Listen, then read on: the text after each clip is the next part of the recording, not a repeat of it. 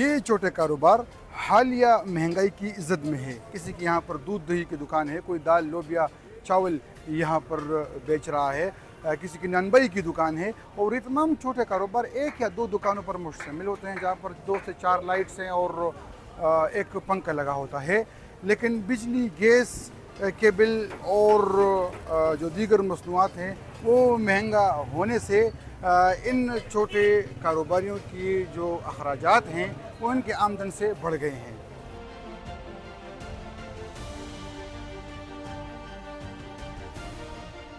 Cylinder हम लेके आते हैं 7,000 रुपये का, जो हमारा ये नहीं पूरा हो सकता। दूसरी बात, हमारा ये जो कड़ी का जो आग जल रही है ना, ये गैस नहीं है, इधर लकड़ी से हम ये जला रहे हैं, जो दिन ब दिन बहुत महंगाई बहुत ज़्यादा होती जा रही है।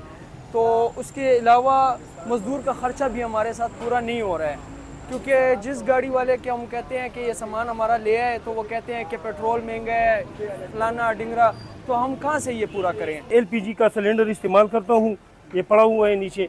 ये तकरीबन पहले 3,000 का मिलता था, अभी 6,000 का मिलता है। तो हम इस महंगाई को मज़ीद बर्दाश्त नहीं कर सकते। तो ये गरीब लोग क्या करेंगे।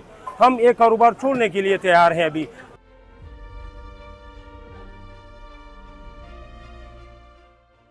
किराए नहीं बचते, इधर इधर किराए ज़्यादा है। 1.5 लाख रुपए किराए है महीने का। बिल 41,500 का बिल भी आते। और लकड़ी और गैस सब कुछ इस्तेमाल करते। और आटा भी महंगाई है। जो से शापर हम 400 रुपये किलो ला रहे थे, वो अभी 800 रुपये किलो हो गए।